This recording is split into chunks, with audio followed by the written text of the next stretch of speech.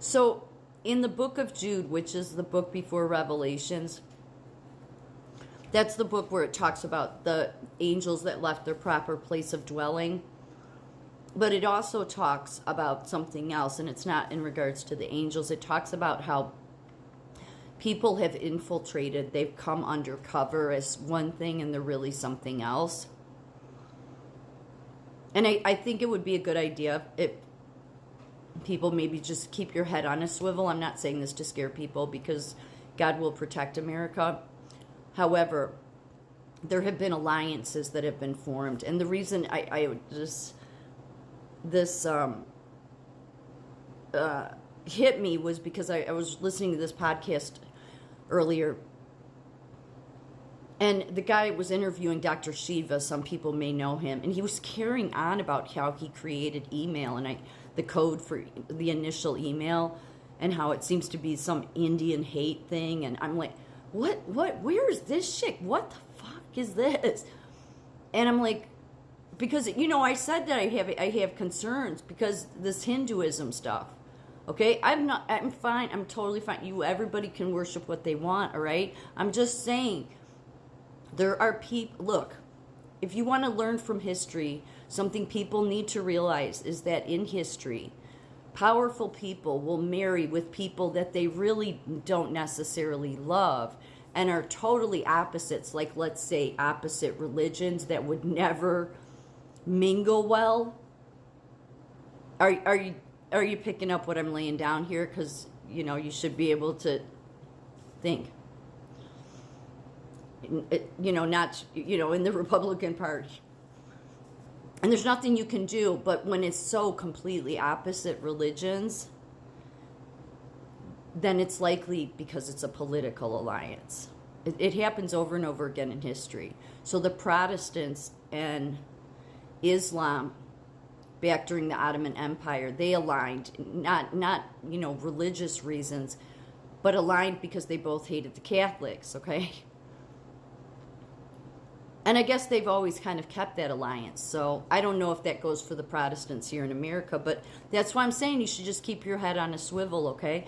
And look, these people, they take up, the reason I'm saying this is because there's a massive Christian killings in Africa, in India. It's very serious, it's very widespread, okay? And it's Islam and Hinduism and then what's going on in Africa. But here's what I didn't know, and it was Dr. Shiva carrying on about, people have something against India people, whatever. As I looked up, I'm like, Muslim is I think it's the second largest in India. Yeah. Hindu is the Indian people. They feel bad for the Muslims. They feel that they've been persecuted.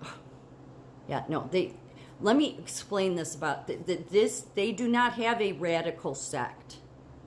Their Quran literally says that if you will not convert, you should be beheaded, killed. But even if you do convert, they still see you as unworthy and they will put you into hard labor slavery. That is literally like the text. Okay? So it can't, if it's more, it can't, that's the radical form of it. It's not, it is just that. People may play with that, but that's what it basically says. It says to kill the infidels. Christians are infidels. So we have a lot of, that's why it was a little alarming to me, the Hinduism we have all in the cabinet, okay? Again, I'm not against Hinduism. People practice what they want, but we were founded on these Christian values, and when you get people in there that care more about overthrowing your, that's what concerns me. Now people would say, "Oh, that's ridiculous." Yeah, well, look at what's going on in the world right now, and then try to tell yourself that would be ridiculous. So I've done videos about how Christians are being, in some cases, killed in India. Okay, it started escalating in the late 1990s, and it's just gotten worse. And in the past, several years, they actually are outright calling for the rape and killing of children, and yeah. So, and then Africa is another one where that's happening. the thing I didn't know was that Islam, I should say, that Islam and Hinduism, well, some people say it was always really kind of the same religion in a way.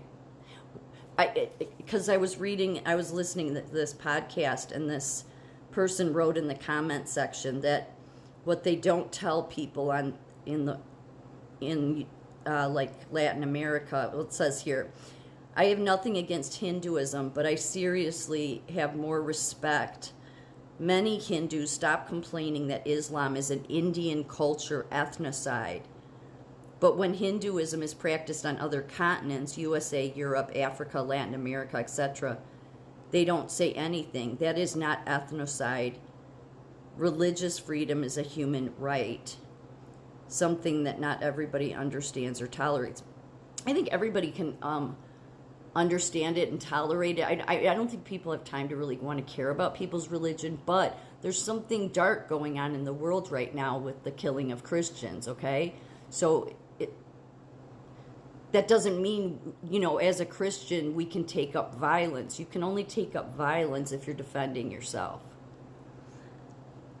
But this is one where God's going to destroy these people. I'm not saying that from a place of ego. I'm just telling you that's what will happen. God knows exactly what they're doing, but it does explain why the book of Jude says there's people that have come in that don't have your best interest at heart.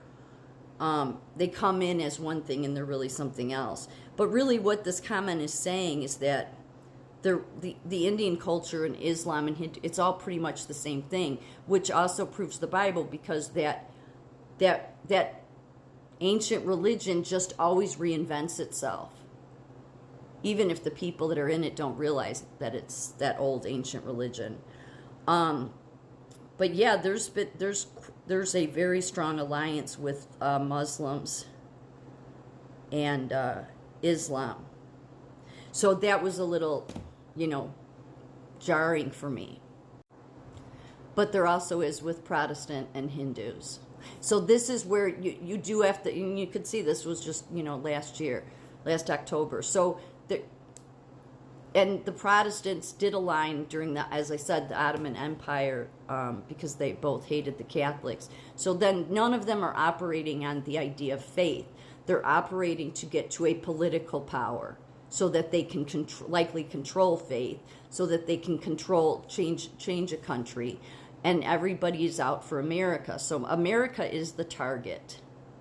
That's why it's important to recognize Christians. Now, God will protect America. These people are going to destroy themselves because they're stupid. And I'm not saying that from a place of ego. I'm just saying there's just no, I just know that. I'm just telling you.